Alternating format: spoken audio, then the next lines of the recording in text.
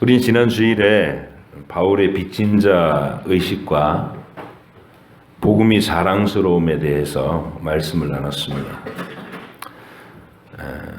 바울이 가진 그 빚진 자로서의 의식은 그냥 마음의 부담을 느낀다 정도의 심리적인 감상 정도가 아니고, 복음을 전하는 일을 하지 않으면 실제적으로 자신에게 화가 있을 것이라는 절박한 고백이었다는 점을 말씀드렸습니다. 이것을 또 사명이라는 말로도 고쳐 부를 수 있다고 했습니다. 사명이라는 것은 그 일을 위해서 내가 사는 것, 그 일을 위해서라면 목숨까지도 걸 수 있고 모든 것을 다 쏟아 부을 수 있다는 것, 그 일에 끊임없이 매료되고 사로잡혀서 열정을 쏟아붓게 되는 것, 그게 바로 사명입니다.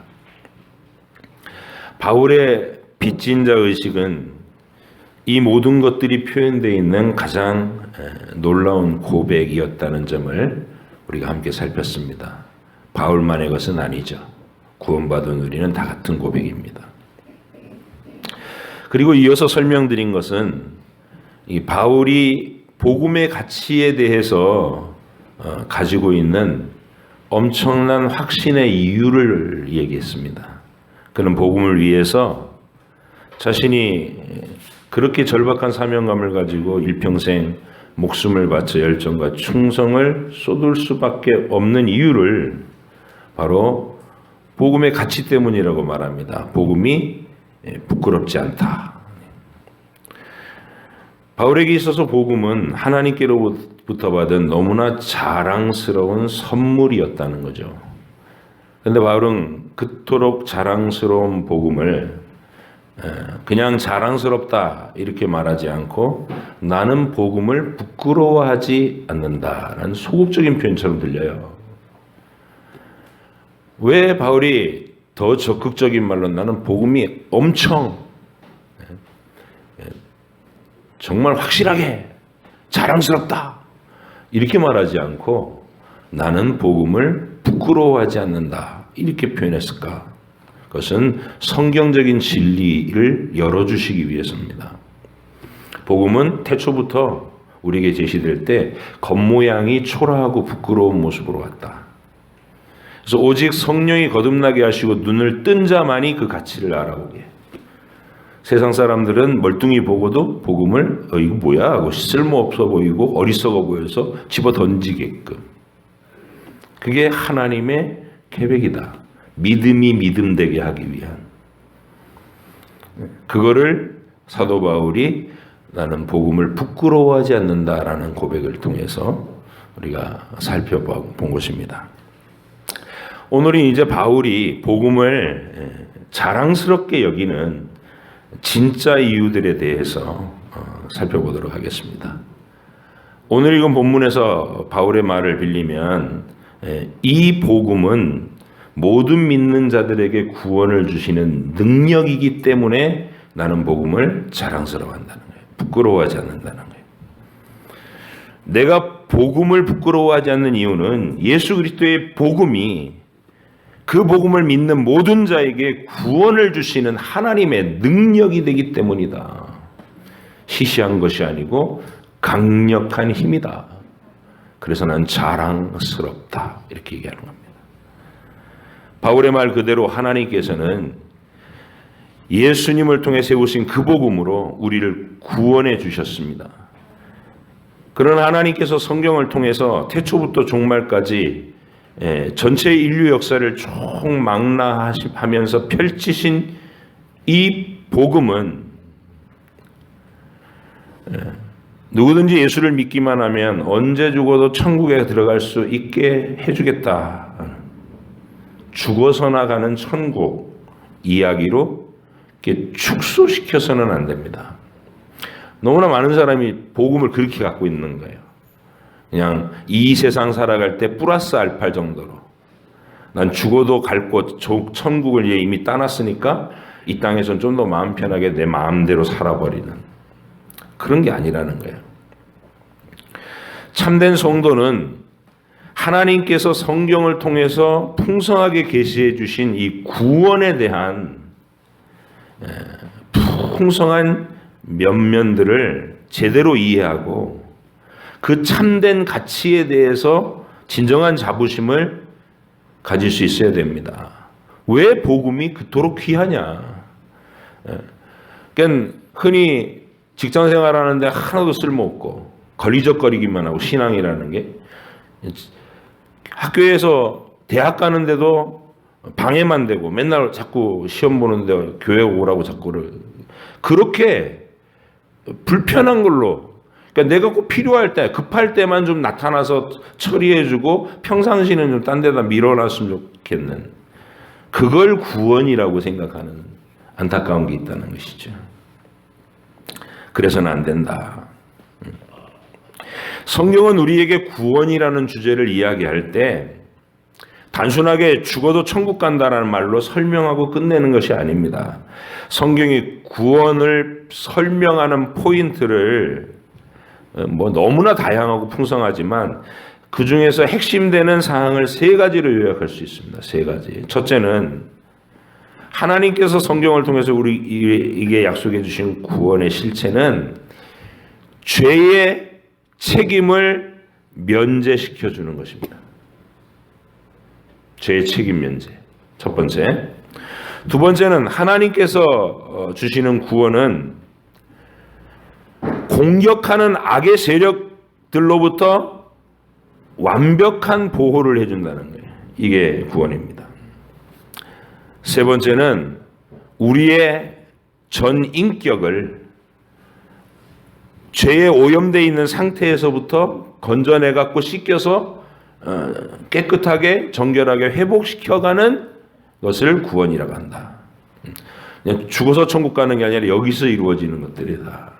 죄의 책임을 면해주고 공격하는 악의 세력에 더 완벽하게 보호해 주시고 그리고 우리를 건져내서 씻겨서 거룩하게 날마다 회복시켜가는 것. 첫 번째 죄의 책임을 면제해 주신다는 것은 우리가 예수님을 믿을 때 단 한 번에 영원히 이루어진 구원을 얘기합니다. 이 구원은 예수 믿을 때 선언해 주시는 거야. 이제 네 책임을 내가 사면한다. 중간에 우리가 마음이 식거나 또 방황을 하거나 심지어는 죄의 유혹에 걸려 넘어진다고 해도 결코 취소되거나 빼앗기지 않는 믿는 그 순간에 단 한 번 영원히 확정된 구원을 말합니다. 여러분의 신분이 바뀐 거예요. 우리는 태어나면서부터 죄라는 문제에 대한 막중한 책임이 내게 있다는 것을 선포받고 태어납니다. 죄의 값은 사망이다.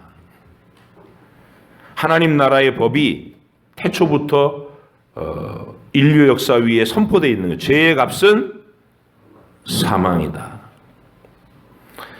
아담의 죄를 유전으로 받아서 마음이 부패된 채로 태어나는 우리는 이런 증상이 있어요. 하나님을 주인으로 인정하기 싫어요. 내가 주인 노릇하고 싶어. 심지어 하나님을 마음속에 떠올리는 일조차도 부담스러워하고 싫어요. 그런 모습으로 인생을 시작한다 그 말이에요. 우리는 뼛속 깊이 이 죄의 DNA가 새겨져 있는 반역의 마음이 있어요. 반역의 마음이. 내 자아가 하나님보다 더 높은 자리에 자꾸 서려고 하는 본능이 있다는 죄의 본능이. 하나님을 이렇게 옆으로 뭉개고 자기가 모든 걸 결정하고 싶어요. 선과 악을 내가 결정하고. 그게 본질적인 교만이라고 하는 죄입니다. 우리 다 빠져 있는 거예요. 거기에.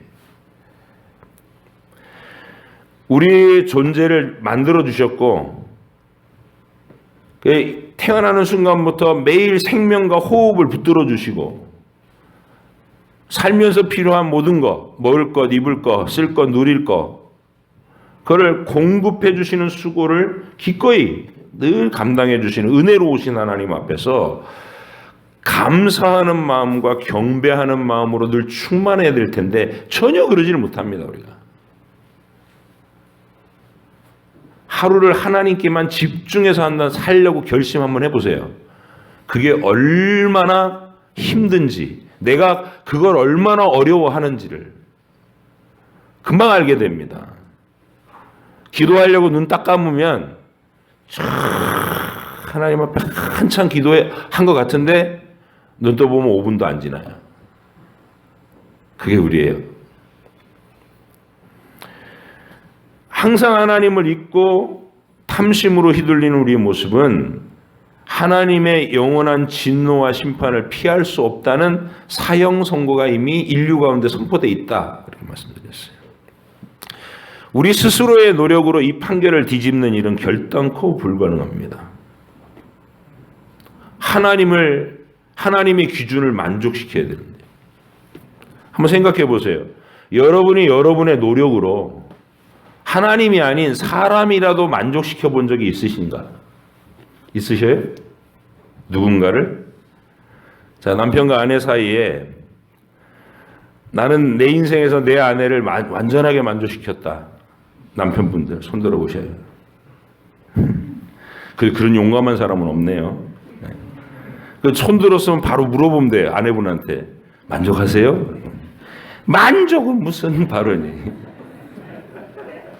속이나 썩이지 마라. 또 아내들, 남편들은 어떠세요? 아내들이 늘 만족하게 해드립니까? 남편을 나는 만족시킨다. 늘 행복하게 해준다. 에이, 그냥 다 그렇게 사는 거죠. 이렇게 대답할 남자가 많죠. 우린 서로 만족시키지 못합니다. 실력이 없어요. 왜? 이기적이니까. 죄로 부패되어 있는 상태로 태어나서 자기중심적이에요. 부모님을 만족시켜드리는 자녀도 없고 자녀를 만족시키는 부모도 없어요. 하물며 마음에 품는 생각까지도 완전한 순결과 충성을 요구하시는 하나님 앞에서, 그 하나님의 거룩한 기준 앞에서 내가 무슨 선행과 무슨 노력으로 합격점을 얻을 수 있겠다고. 이 세상에서 도덕적으로 이렇게 좀 노력해가지고 착해져서 착한 일 많이 하고 천국 가겠다는 사람들의 발상이 지극히 파렴치한 거예요. 그러니까 도대체 무슨 실력으로 천국 가겠다는 거예요? 내 노력으로 합격점을 얻어서 심판의 판결을 피할 수 있다고 생각하는 것 자체가 어리석고 무례한 발상입니다. 합격점을 받으려면 이래야 돼요. 태어나는 순간부터 매일 매순간 일평생 영원히 마음을 다하고 뜻을 다하고 성품을 다하고 힘을 다해서 하나님을 죽도록 사랑해야 됩니다. 한순간도 삐끗하면 안 돼요. 식어도 안 되고. 그리고 그것만 갖고도 안 되고 하나님이 만들어주신 내 이웃을 내 몸처럼 뜨겁고 진실하고 성실하게 언제나 변함없이 사랑할 수 있어야 돼요. 이런 게 가능하다고 믿는 세상의 도덕주의자들이, 바리새인들, 뭘 지켜갖고 자기가 합격 받을 수 있다는 생각하는 사람. 불가능한 일이죠. 아무리 생각해봐도 불가능하죠. 아이들도 금방 알죠. 스스로 생각해보면 나는 얼마나 못됐나는 금방 알아요. 자기가. 나는 얼마나 못됐나, 얼마나 게으른가, 얼마나 자꾸 하나님을 잊어버리는가, 무시하는가. 자, 그래서 우리는 하나님의 영원한 저주와 진노, 심판 아래에 있다는 것을 시인하게 됩니다. 이거 시인하는 것부터가 하나님께 복받은 사람의 증거입니다. 근데 하나님은 그런 우리에게 하나님의 아들을 우리 대신 참된 인간으로 다시 만들어 보내셨어요. 아담이 실패한 아담을 대표 자격을 박탈하고 하나님의 아들이 참된 인간이 돼갖고 우리 대표가 되셨어요. 우리 주님 말 그대로 태어나시면서 순간부터 항상 매 순간 뜨겁게 하나님을 사랑하시고 이웃을 위해서 자기의 목숨을 내어주시는 완벽한 하나님의 합격점을 만듭니다. 그리고 우리의 진노의 몫을 위해서 자신이 저주와 진노를 한 몸에 받으십니다. 그 핏값으로 우리를 보석금을 지불하시고 하나님이 우리에게 사형 언도된 우리에게 사면을 선언하노라. 너에게 책임을 묻지 않겠노라. 선언하셨다고 말이에요. 이게 구원입니다. 아멘. 죄에 대한 분명한 나의 책임을 하나님은 예수님의 핏값으로 보석금 지불하시고 우리에게 용서와 사면을 선언하셨고 이 용서와 사면은 내 연약함 때문에 중간에 취소되거나 하나님이 마음이 변해서 취소되는 경우가 절대로 없다. 이것이 한 번에 이루어진 이미 이루어지신 구원, 확실한 은혜의 구원입니다. 그게 복음입니다. 두 번째, 저와 여러분은 또한 마귀의 공격의 대상이었습니다. 요한계시록에 보니까 하늘의 전쟁에서 패한 용이 분노해서 땅으로 내려왔다고 돼 있어요. 이 아담이 창조된 그 순간부터 아담 타락시켜가지고 인류를 망하게 하고 인류를 이제 막 계속 믿음을 가지지 못하도록 방해하고 개인의 인생이 비참하도록 끊임없이 공격하는 그게 악의 세력입니다. 마귀와 악한 영들. 하나님의 은총 밖에 있는 인류는 언제나 이 마귀와 악의 영들의 놀이객감이 됩니다. 놀이객감. 분노와 증오에 사로잡혀서 가정을 파탄나게 만들고 심지어는 살인을 하고 권력을 가진 자들은 전쟁을 일으키고 이런 인류의 비극, 우리가 경험하는 모든 그 비극은 그 배후에 악의 영들이 각 사람을 씹어서 삼키고 있는 거예요. 공격당합니다. 그러나 우리 주님은 강한 자로 오셔서 그 마귀와 악의 영들을 진리의 영역 안에서 결박해 버리셨어요. 아무데나 돌아다니지만 건들지 못하는 영역이 있는데 뭐예요? 복음의 영역, 진리의 영역 안에 있으면 건들지 못하게 우리를 완전하게 보호하시는 그 울타리, 그게 구원입니다. 그게 복음입니다.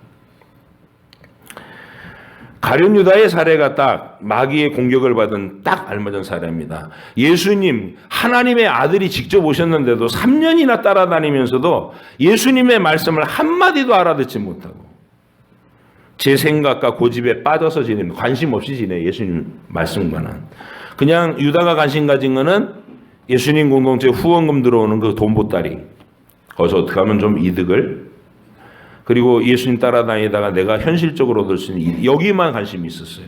근데 자기의 탐욕을 이루기에는 예수가 전혀 이용 가치가 없다는 게 어느 순간 드러났어요. 십자가에 죽는다고 자꾸 소리를 하니까. 결국은 더 가치가 없어지기 전에 노예값이라도 몸값이라도 받아야 되겠다. 은전 30냥에 팔아버립니다. 그는 그 후에 양심의 극심한 가책을 느끼고 자기가 한 짓을 후회하게 돼요. 근데 하나님을 믿은 적이 없으니까 그를 자백하고 용서를 구할 기도도 못합니다. 그냥 미칠 것 같은 혼돈, 두려움, 또 자기 모멸감 이런 것들로 막 마귀가 그 마음을 뒤죽박죽으로 만들어 놓으니까 결국 그 끝에 견디지 못하고 목을 매버리고 마는 거예요. 이게 악한 영의 공격을 받는 전형적인 모습입니다. 신자들도 공격을 받아요. 베드로도 똑같은 경우입니다. 예수님을 자기 고집에 빠져갖고 예수님의 말씀 전혀 안 들어요. 그 고집이 꽤나 길어요. 6개월 동안 계속 버텼으니까.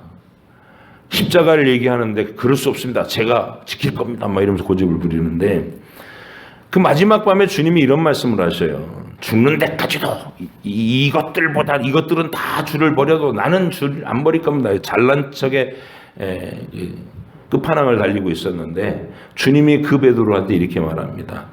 사탄이 너를 밀가부로도 달려고 청구를 했는데 내가 내 아버지께 너를 위해서 기도했다. 넌 돌이킨 후에 네 형제를 돌봐라. 이렇게 얘기하셔요. 그리고 막 또 큰 소리를 치니까 제가 주님을 지킬 거라니까요. 그러니까 네가 오늘 밤에 닭 울기 전에 3번 나를 모른다고 부인할 것이다. 미리 예고하셔서 표적을 주셔요. 그리고 저주의 맹세를 하면서 난 그 사람 몰라 그런 순간에 꼭기요 하고 닭이 울었어요. 통곡이 터져 나왔습니다. 악의 영의 공격으로부터 치명상을 입지 않기 위해서 주님이 우리를 보호하신 터져 나오는 통곡으로 우리를 씻어내 주신 겁니다. 부활하신 이후에는 그 베드로를 굳이 갈릴리로 가서 만나셔요. 그래서 3번이나 물으셔요. 네가 나 정말 사랑해? 정말 사랑해? 정말 사랑해? 그래서 베드로가 울상이 돼가지고 주님 아시잖아요. 그랬던 그 장면들 회복시켜 주시는 겁니다. 이 보호를 받는다고요. 우리는 연약해서 넘어질 때도 있고 식을 때도 있지만 주님이 그냥 우리를 버리시는 게 아니라 끝까지 다가오셔서 설득하시고 다시 땡기시고 안아주시고 그 보호 속에 있다는 것. 마귀의 이빨과 발톱에서 늘 일평생 안전하게 보호되실 것을 확 약속받으셨습니다. 감사하셔야 돼요. 3번째 복음이 가져오는 구원이라는 복의 실체는 망가져 있는 내가 이제는 제일 먼저 일어나는 증상이 뭐냐면 전에는 그냥 아무런 양심의 가책도 없이 다른 사람 다 그렇게 사니까 이기적으로 살고 분노하면서 살고 이 사람 저 사람 미워하고 패갈르고 이간질하고 수군거리고 그냥 되는 대로 살았는데 예수님을 믿은 후 성령님이 내 안에 자꾸 자극을 주시면서 이제 내가 생각하는 것, 내가 말하는 것, 내가 행동하는 것이 이게 하나님 기뻐하시지 않겠는데 이걸 알아요. 죄가 뭔지가 느껴지기 시작하고 그리고 전에는 그냥 여지없이 100이면 100번 다 끌려갔는데 이제는 저항을 한다는 거예요. 이거 이겨내야 될 텐데 주님을 기쁘시게 하면 실망시켜드리면 안 될 텐데 이러면서 조금씩 변화돼 간다는 거예요. 그래서 여러분과 제가 오염된 모습에서 하나씩 회복돼가는 내가 만들어가는 구원, 이루어가는 구원이 있다는 것입니다. 할렐루야. 복음은 이러한 능력을 여러분 속에 일으키셨습니다. 그래서 바울이 기뻐하는 거예요. 영원히 취소되지 않을 한 번에 이루신 완성된 책임을 면제해 주신 구원, 마귀의 공격으로부터 오늘도 안전하게 보호하시는 이 엄청난 안전함의 보호, 그리고 나를 날마다 거룩하게 완성시켜 가시는 주님의 사랑에 함께 하시는 그 구원이 여러분이 받은 구원입니다. 오늘도 우리는 이 구원을 바울처럼 확신 있는 말로 자랑스러워하면서 이 세상의 어떤 성공보다 이 세상의 어떤 보배보다 부귀영화보다 이 복음이 가치 있다라는 것을 깨닫고 복음의 자랑스러움을 확신 있게 가지고 살아가시는 여러분 되시기 바랍니다. 따라하시겠습니다. 내가 복음을 부끄러워하지 아니하노니 이 복음은 모든 믿는 자에게 구원을 주시는 하나님의 능력이 됨이라. 여러분이 다 받으신 겁니다. 감사하시고 그 힘으로 하루를 힘있게 살아내시기 바랍니다. 기도하겠습니다.